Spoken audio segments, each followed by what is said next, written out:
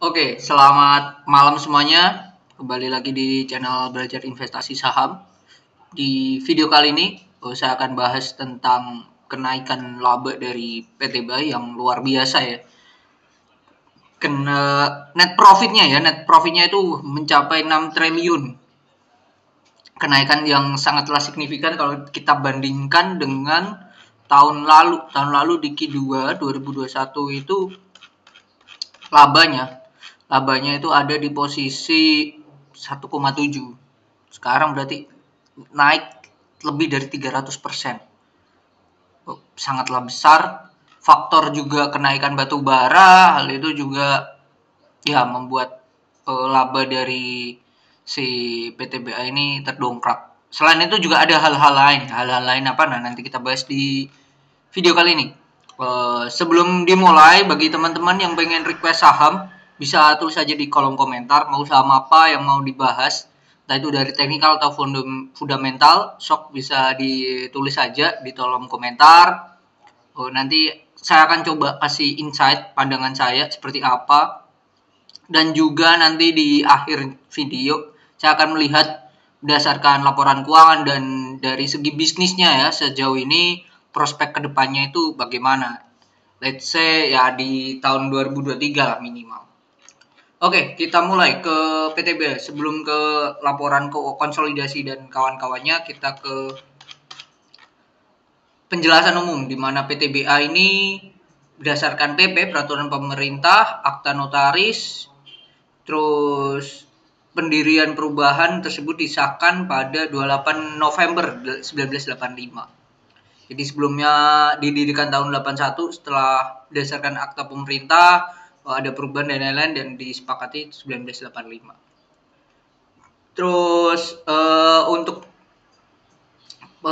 perusahaannya sendiri ya, perusahaan dari si PTBA ini concern perusahaannya itu sebagai perusahaan dia sebagai salah satu holding dari industri pertambangan, yaitu lewat main ID, lewat pemerintah, di mana salah satunya itu ada PTBA, ada PT Timah, Atins, ada Antam, ada Freeport. Nah, itu beberapanya. Dan induknya sendiri itu PT Indonesia Asahan Aluminium, yang dimana kemarin itu berubah nama menjadi ya sebutannya holding main ID gitu. Terus perihal aktivitas ini ada di bidang industri tambang batubara ya, berkesinambungan dengan batubara ya dari hulu sampai ke hilir.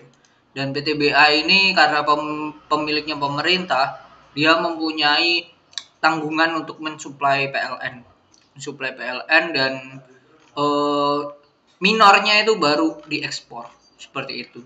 Jadi yang menjamin ya salah satu, jadi semua perusahaan batubara itu ada minimal DMO. DMO itu apa? DMO itu intinya adalah minimal batubara yang harus distorkan atau dijual ke pemerintah. Dimana itu PLN, dan harga jualnya itu beda dengan harga coal dunia gitu.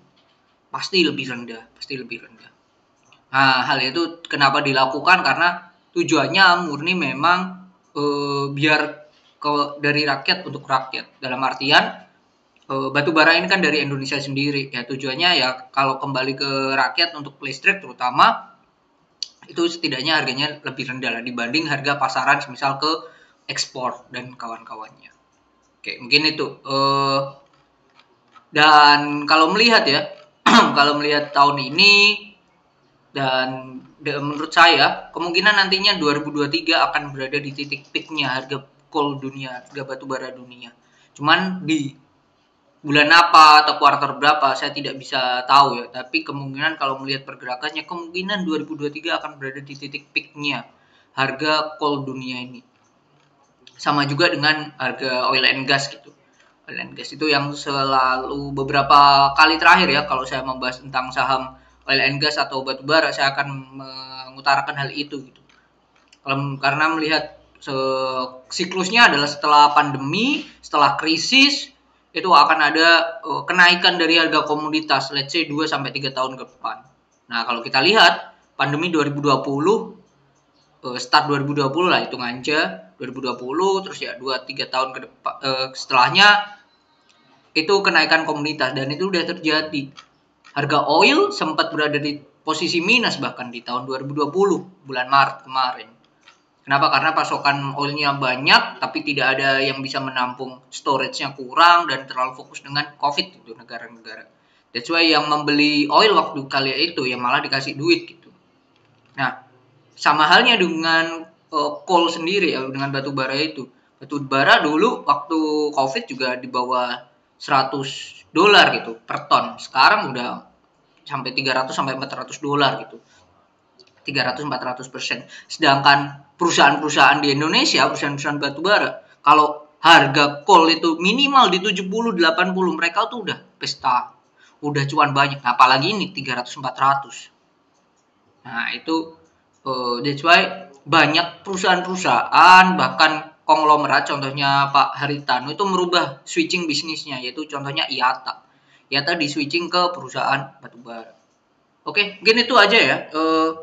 Intermezzo dulu sebelum membahas PTBA, nanti malah jauh kemana-mana. Kita lari ke PTBA, kembali lagi. Kalau kita lihat asetnya ya, aset lancarnya ini turun.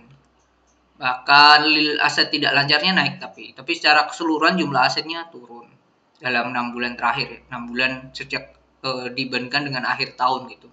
Kasnya masih berada di posisi 4 triliun, 4,1 triliun. Ini termasuk too much ya. Sebuah perusahaan kasnya 4 triliun tuh besar banget gitu. Dengan total asetnya tuh 35 gitu. Kalau kita bandingkan ya, 4 dibagi 35 kali 100. Berarti 10 di atas 10% sendiri mereka dalam bentuk kas. Nah, kalau kita cek dari 4 triliun itu, kasnya itu berada di mana sih paling banyak?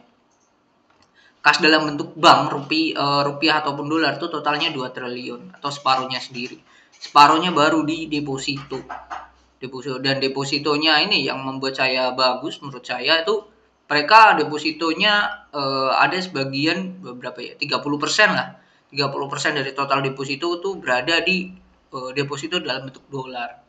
Which is good. Kenapa? Ya karena pengaruh inflasi, the Fed naikin suku bunga, pasti akan berefek ke dolar kembali ke Amerika lagi. Kalau hal itu terjadi, dolar akan menguat gitu. Nah, hal ini akan menjadi angin segar bagi yang mempunyai pegangan dolar. Tapi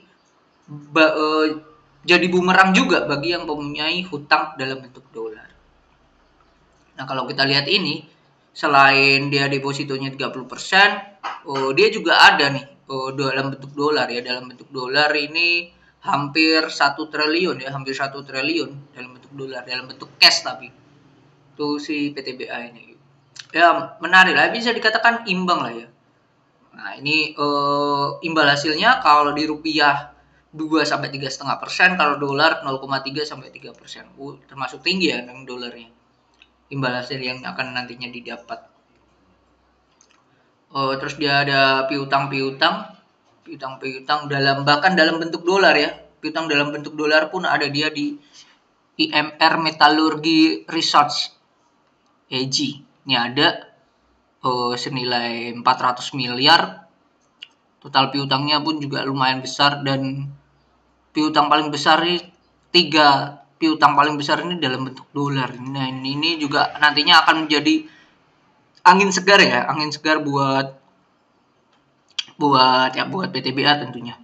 Kalau dari total piutangnya ini ada yang jatuh tempo lebih dari udah telat itu senilai 500 miliar. 500 miliar sendiri dari total harusnya 3,5. Berarti 500 per 35 berarti 1/7 ya. 1/7 berarti itu berapa itu? 1/7 ya, bawah 10% lah. Which is good. Oke. Mungkin piutangnya oke dalam bentuk dolar, tapi kendalanya yaitu tadi jatuh temponya lumayan banget, yang ada di bawah 10% sih, meskipun di bawah 10% tapi nominalnya oke juga, 500 miliar gitu. Oke, kita kembali lagi.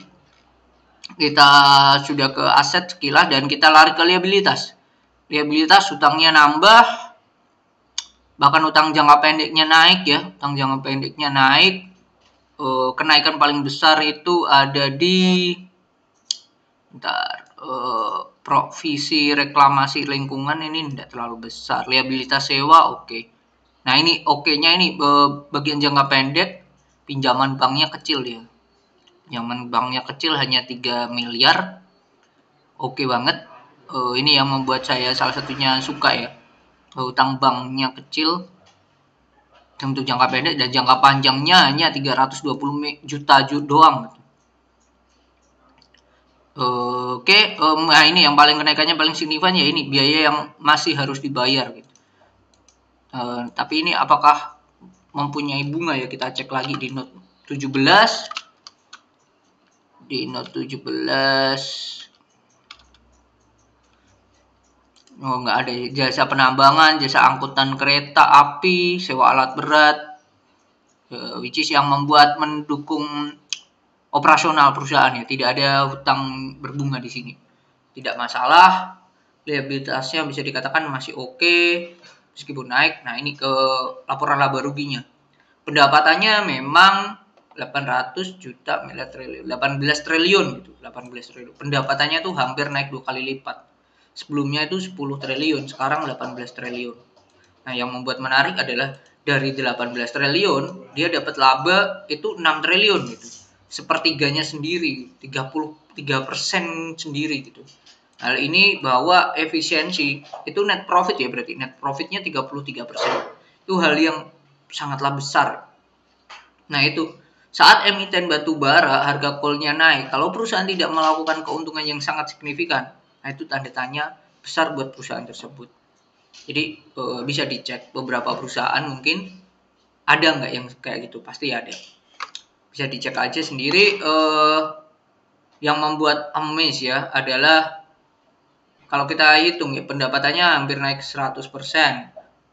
Kalau kita cek hitungan cepat 18,423 aja kurangi 10,291 bagi 10,291 kali 100. Kenaikannya 79%, salesnya. Sedangkan beban pokoknya itu naik 10,071 dikurangi 6,744. 33 dibagi 6,744 kali 100.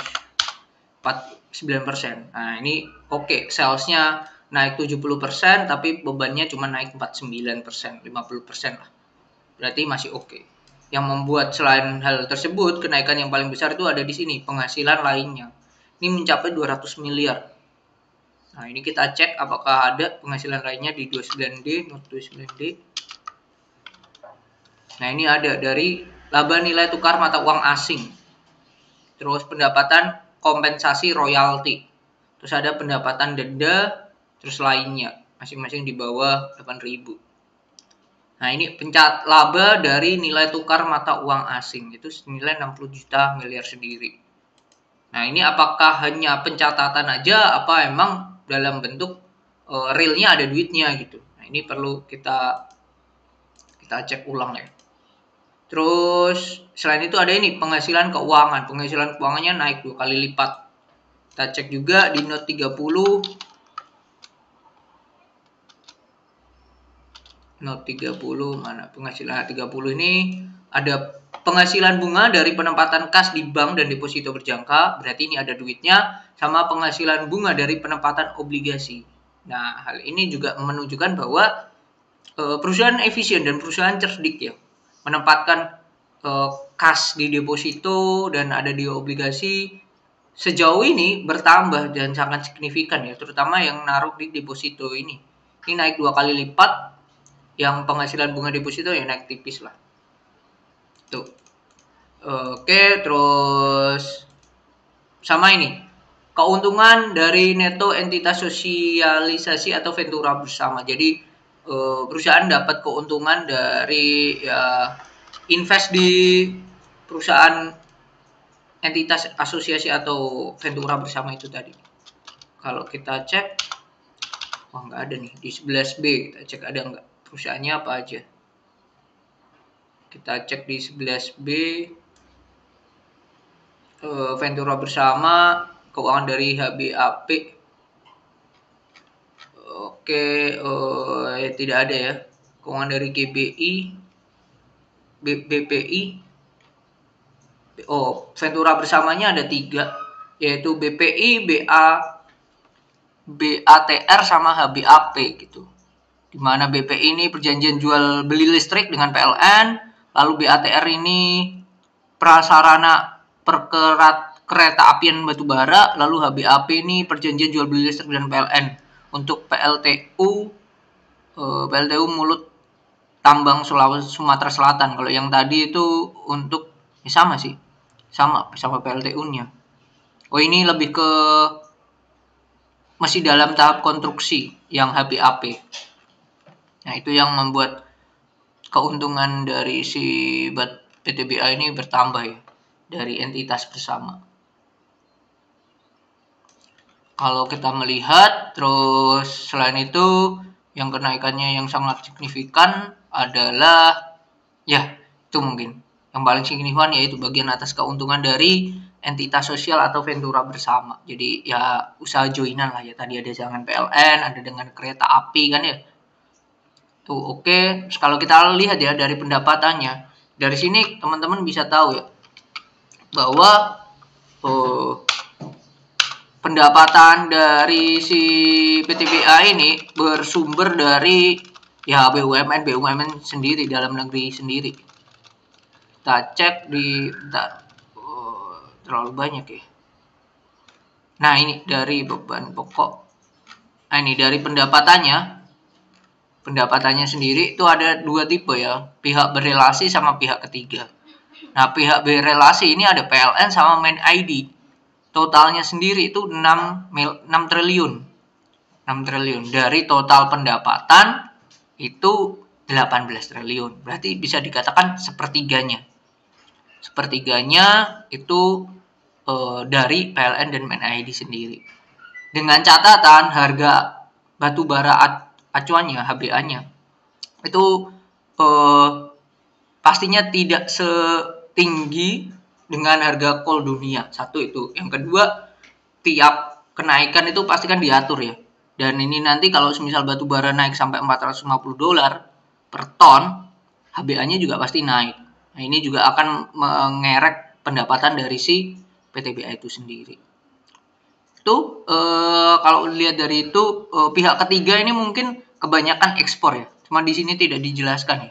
Tidak dijelaskan berapa mereka yang ekspor, berapa mereka yang impor. Kalau di PTBA, kalau teman-teman cek di perusahaan lain kayak Adaru, ITMG, itu dijelasin itu. Itu ada perihal ekspor mereka berapa, terus lokal mereka berapa, bukan impor sih. Ekspor dan juga penjualan lokal mereka berapa itu ada. Oke, which is good. Bisa dikatakan ekspor mereka sangatlah membantu, lebih dari 50% lah. 50% dari total pendapatan itu sendiri. Make sense, dan harusnya juga selagi perusahaan udah bisa mensuplai produk kebutuhan dalam negeri, harusnya janganlah dibatasin untuk tidak ekspor gitu. Biar apa ya, biar perusahaan juga bertambah duitnya, dan pastinya kalau net profitnya naik berefek ke negara juga gitu. Kenapa ya? Karena posisi paling itu ya, paling besar itu kan ini milik perusahaan, milik negara ya. Milik negara, dan tahun 2000 berapa ya? 2000 sebelum Covid, PTBA itu pernah membagikan dividen itu 90% apa 100%. Dari total dari total laba yang diperoleh. Nah, itu kan menarik gitu, dan itu saran dari Main ID sendiri. Nah, kalau kayak gini gimana nanti, apakah dividennya akan jumbo lagi? Menurut saya akan besar lagi, at least 50%